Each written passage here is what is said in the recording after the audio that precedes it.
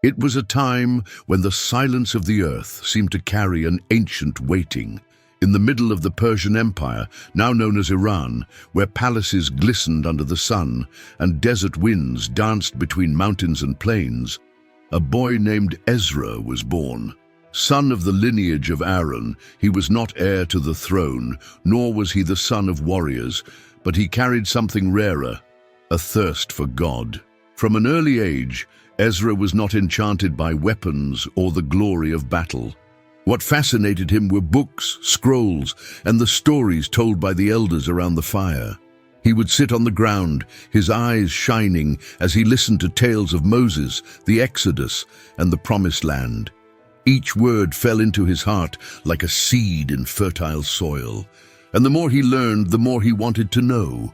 Subscribe to the channel for more exciting Bible stories and turn on notifications so you don't miss any videos. If this content touches your heart and you want to support us, feel free to click on the Thanks a Lot button. All help is welcome and makes a big difference. Life in Susa, the capital of the empire, offered a lot: culture, politics, power. But Ezra lived as if he already heard a calling. He knew that his people, the Israelites, lived a faded faith, scattered among nations that did not know the God of their fathers.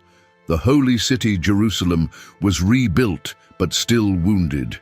The temple was standing, yes, but without a soul, without direction. The law had been forgotten. While many sought to please kings and rise in rank at court, Ezra immersed himself in the scriptures. He mastered Hebrew, Aramaic, and Persian. He learned to copy each letter with precision, respecting each stroke as if he were touching the Spirit of God himself. He became more than a scribe. He was a guardian of ancient promises. Little by little, his name gained respect, not through strength or wealth, but through the wisdom that overflowed from him. And when Artaxerxes, the powerful king of Persia, heard about this unusual Jew, a man who carried the law in his heart, the unexpected happened. The palace doors opened. In the court of Artaxerxes, where every word weighed more than gold, Ezra did not tremble. He already knew who he was, and that is not something you learn overnight. It had been built in silence, long before he presented himself to the king. It came from the early mornings when he lit a lamp and alone copied laws, prayers, genealogies, letter by letter, line by line, with the precision of one who understands that he is touching the sacred. While others slept, he studied, not out of vanity, but out of fear, not for status, but out of zeal. He didn't just want to memorize the law, he wanted to live it. His finger slid across the scrolls as if touching a promise. Each commandment was a window into the heart of God, and that consumed him. He didn't see the scriptures as a burden, but as a key, something that could free a people who had forgotten who they were. In those days, few really knew how to teach the law. Many spoke beautifully, but their actions told a different story. Ezra was different. What he read, he practiced. What he taught, he had already lived, and that gave weight to his words. He was like a lamp burning in the midst of darkness, unobtrusive, but impossible to ignore. This commitment caught people's attention, a man who did not seek applause, but who nevertheless stood out, someone who did not chase after position, but whom God placed in the right places at the right time. And that is what brought him to the ears of the king. Artaxerxes, surrounded by sycophants and political advisors, was intrigued by this quiet and steadfast Jew who made no empty promises and did not bow down for convenience. Imagine the scene: a huge hall, marble columns, Persian tapestries swaying in the warm breeze. In the center, King Artaxerxes sits on a throne that looks more like an altar, surrounded by guards, scribes, and advisors who weigh every word, as if it were law. And right there, among them all, is Ezra, his head held high and his heart racing. He holds a scroll in his hands. But what he really carries is a cause. He has not come to ask for personal favors. He has not come to seek a title. He has not come to represent himself. He has come to speak for a forgotten people. He has come as a bridge between a great empire and a broken holy city.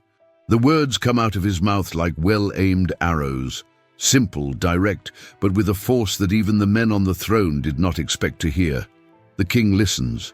Ezra does not ask for an army, nor for gold beyond what is necessary. He asks for freedom to restore the law of his God, and this moves Artaxerxes, perhaps because he sees truth in Ezra's eyes, perhaps because he realizes that here is a man who is not driven by common ambition. A scribe, yes, but also a leader. A priest, in essence, even without an official title. At the end of the audience, the king does the unexpected. He authorizes everything. Everything. He delivers sealed letters, grants authority, donates treasures, and even sends priests and Levites along, as if to say, if your God is real, then go, and may he be with you. But Ezra knows that it is not just a matter of signed papers. The real challenge is yet to come. Now he has people under his responsibility, a people waiting for direction and a whole future in his hands. And with the royal blessing, the long journey back to Jerusalem begins. The Persian sun was burning high when the caravan began to move. Ezra was in front, his eyes fixed on the horizon, as if he could already see Jerusalem even though it was hundreds of miles away. Behind him, a diverse group followed. Priests, Levites, singers, temple servants, entire families. They had all left behind the security of the empire's capital, betting everything on a promise. It was a long and dangerous journey. There was no military escort. Ezra refused it. He preferred to trust in God's hand rather than in the king's soldiers. It was a bold choice. There were bandits on the roads, treacherous deserts, and hostile cities along the way. But Ezra did not waver. Before leaving, he fasted. He asked for guidance. And in the silence of his fast, he made a pact. This would not be just any journey. It would be a return with a purpose. With each step, dust rose like smoke and fatigue accumulated on the shoulders of the group. At night, around the campfires, the elders told stories of ancient Jerusalem, and the younger ones asked if the city was still as beautiful as they said. Ezra listened attentively. He knew he was not only carrying people, he was carrying hopeful hearts, carrying dreams, hanging like invisible luggage. Days turned into weeks. The heat was scorching, food was scarce, and spirits were low. But there was something different about this group, a feeling that was hard to explain. It was as if every stone on the road reminded them of the reason for their journey. Even in the face of hardship, the people felt that they were being guided by something greater than themselves. And then, late one afternoon, as the sky began to turn orange and purple, someone shouted from the front, "Jerusalem!" The sound ran like lightning through the caravan. Ezra stopped. The wind blew hard, kicking up sand, but before he could touch the city gates, a new tension arose, something more subtle, more profound. How would he be received by those who were already there? The gate of Jerusalem opened with a heavy creak, as if its hinges were weighed down by centuries of waiting. Ezra entered with his feet covered in dust, and his heart full of memories of the stories he had heard since childhood. But the city he found was not quite the one in the stories. Yes, the temple was still standing, and there were people living there. But there were also cracks, not only in the walls, in the customs, in the faith, in the identity. He walked through the stone streets, looking at everything carefully. The houses, the faces, the looks. He saw in the eyes of the residents a gleam mixed with suspicion. Who was this man, coming from Persia with scrolls of parchment and authority in his hands? Who gave him the voice to stir up the roots of the city? The truth is that much had changed. The people had adapted. They began to live with other peoples, other beliefs, other ways. God's law was still respected, but in pieces. A Sabbath here, a custom there, but without direction. It was as if Jerusalem had begun to breathe again, but without a soul in its lungs. Ezra said nothing in the early days. He watched. He listened. He spoke little. but he took note of much in his heart. He knew he couldn't just arrive and impose the law. He needed to understand where the wounds were, and little by little they began to appear. A local leader came to him, almost in secret, and spoke in a low voice. "Something is wrong here." He told him about mixed marriages, unfair agreements, alliances with peoples who brought strange gods. He told him that the law had been forgotten in the details and in everyday life. Ezra listened to everything without interrupting. When the man finished, he just looked up at the sky for a second, as if seeking an answer above. That night, he gathered the elders. He lit torches in the courtyard and asked everyone to come. A difficult but necessary conversation was about to begin. The temple square fell silent when Ezra opened the scrolls. The sound of the papyrus unrolling seemed too loud on that tense night.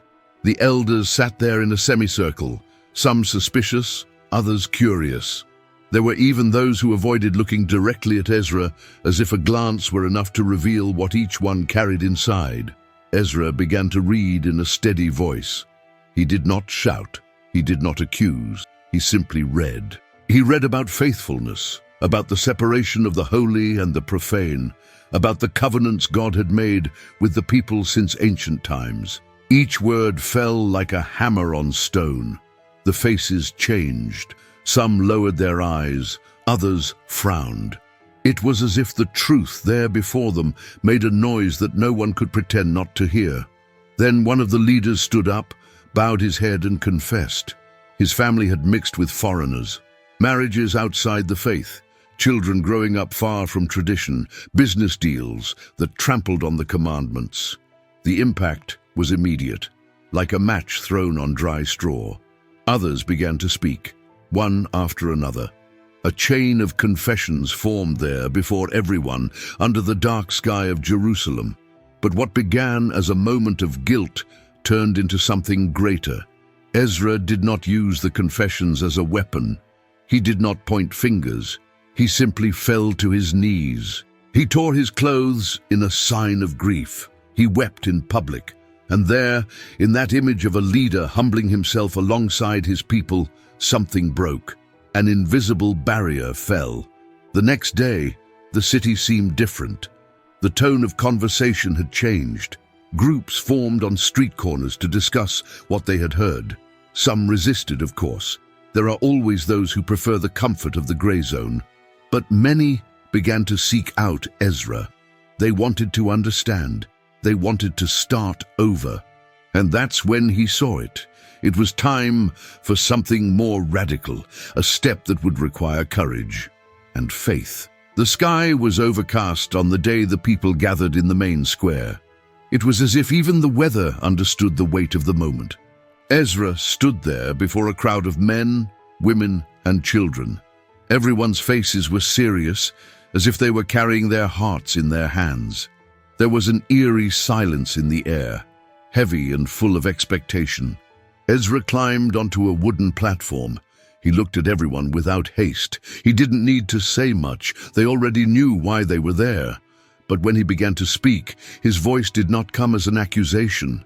It was pain. It was love. It was truth. He spoke as one who cries out for a lost brother, as one who tries to wake someone from a dangerous sleep. It was in this atmosphere that he proposed something unthinkable, a complete return to the covenant with God. No half measures, no compromises. It was time to separate themselves from what was contaminating them, to leave behind everything that was leading the people away from the law. Mixed marriages would have to be dissolved, not out of hatred, not out of pride, but out of commitment to what defined them as God's people. The impact was like a bolt of lightning on a dry day. Cries spread, muffled screams, but no one left. No one got up to run away. On the contrary, many fell to their knees, tore their clothes, and put ashes on their heads. It was as if each gesture said, "We want to go back, but we don't know how." Ezra, seeing this, wasted no time. He organized groups, he selected leaders, he made lists, he set deadlines. It would not be easy nor quick, but it would be done. A process of purification began, painful, confusing, full of internal tensions. Families broke up, pacts were broken, tears flowed through the city streets. The nights in Jerusalem grew longer. The sound of hammers and voices faded, but inside the temple, the light of a lamp remained lit. There was Ezra, bent over the scrolls, pen steady in his hand. He copied the words carefully, as if each letter had a life of its own. And in a way, it did. He knew that what he was writing there was not just ink on animal skin. It was a covenant, an identity, the thread that connected the people to God himself. The task was immense. The Torah had to be restored, word for word, without error, without haste. The texts that had survived the exile were scattered and damaged. Ezra gathered everything together, harmonized it, organized it, like someone putting together an old map, showing the way back home. One morning, the people were called back to the square. They were not to cry. They were to listen. Ezra climbed onto the platform with the sacred scroll in his hands. Other Levites stood beside him. When he opened the scroll, a strong wind blew, as if even nature was paying attention. He read, loud, clear, slowly, passage by passage. And as he read, the Levites explained to the group scattered throughout the crowd. It wasn't just a reading, it was a teaching. It was like feeding a people who had been hungry for years. With each commandment, eyes filled with tears. With each promise, shy smiles blossomed. It was as if the city was breathing again. The symbols took shape. The cleansing water, the consuming fire, the firm rock of the covenant. The word there was no longer something distant. It was alive again, close, intimate. First came the whispers, then the sidelong glances at the city gates, until the messengers arrived, panting, dusty to the knees and wide-eyed. Powerful neighbors were furious at what Jerusalem was becoming. The people were organizing, returning to the law, gaining strength, and that bothered them. Governors from nearby regions, accustomed to a weak and scattered people, now saw a city gaining a soul, and when a city regains its faith, it becomes more dangerous than any army. Ezra received the news in silence. It was no surprise. Since he had arrived, he knew that rebuilding the spirituality of the people would not be welcomed by everyone. But now, the threat was real. Hostile letters were being exchanged, political alliances formed. The enemies did not come with spears, they came with words, accusations, manipulation. They said that Ezra wanted to rebel against the king of Persia. They said that Jerusalem was preparing to close itself off, to ignore the orders of the empire. The situation became tense. Some leaders began to back down, fearing reprisals. Others asked Ezra to be more moderate, to avoid drawing so much attention. But he knew either God's law would be honored in its entirety, or it would be back to the chaos of before. Even so, he did not act on impulse. He sat down, he picked up his pen, and he wrote. He sent a letter to Artaxerxes explaining everything, respectfully but clearly. He reminded the king that his mission had been authorized by the throne itself. Furthermore, he pointed out that Jerusalem was not a threat, but an example. The days in Jerusalem passed, like the steps of an old man walking in the dark, slow, steady, and full of caution. The king's response had not yet arrived, but Ezra did not stop. It was as if he knew that time was running out, not the time on the clock, the other time. The time that weighs on the shoulders of those who have given everything they can and are beginning to realize that their role is coming to an end. He began to devote more hours to teaching. He gathered the young people, the sons of the priests, the new Levites. He showed them how to unroll a sacred scroll, how to read with reverence, how to interpret with justice. He taught not only with words, but with his presence. Ezra was the kind of man who carried his faith in his gestures. Even his silence seemed sacred. He gathered the people in the squares to hear the law once again. He recalled the stories of the patriarchs, explained the value of repentance, and showed that faithfulness was not just a beautiful sentiment, it was a living commitment. And little by little, the city began to change from the inside out. Children grew up hearing about Moses, families prayed together, and sacred festivals were once again celebrated with joy.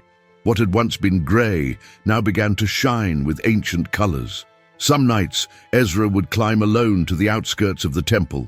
He would sit on a rock and look at the city in silence. Sometimes he would whisper a prayer. Sometimes he would just stare at the sky.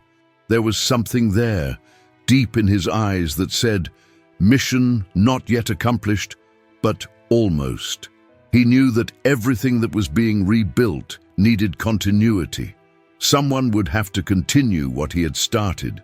The people would have to fight tooth and nail to keep it, because the challenges would not end. The temptations would return. And the flame he had lit could also be extinguished. And so it was, without fanfare, without human glory, that Ezra disappeared from the pages of history. No one knows exactly how he ended his days. There is no clear record of his death, nor a statue in his honor. But perhaps that says more about him than any biography, because Ezra never wanted applause. What he really wanted was for the people to remember the law, not his name. The legacy he left behind remained in hearts and on parchments. It remained in the way he taught the people to return to God quietly, without violence, but with truth. Ezra proved that you don't need a throne to lead, nor a sword to win. Sometimes all it takes is the courage to stand firm when everyone else has given up. He teaches us that restoration begins within, that before fixing the city, you must fix the heart. That faith cannot be built on appearances, but on obedience. Ezra showed the value of a man who did not sell himself, even when he had power in his hands, who did not remain silent, even when speaking meant losing allies, and who believed, even when everything seemed too late. The story of Ezra also reminds us that God raises up ordinary people for extraordinary missions.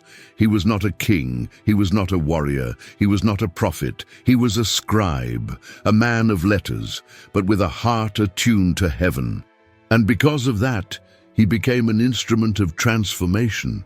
Today, when we feel that everything is in chaos, that values have been lost, that truths have been exchanged, that the world seems to be moving further and further away from God, we need only remember Ezra, that pen scratching parchments at night, that man alone before a broken city, and understand everything can be rebuilt if the word returns to the center. If you liked the story of Ezra and want to continue following other stories of faith and overcoming adversity, be sure to like this video and share it with your loved ones. And of course, subscribe to the channel so you don't miss any new content. Together, we will explore more powerful lessons from the Bible.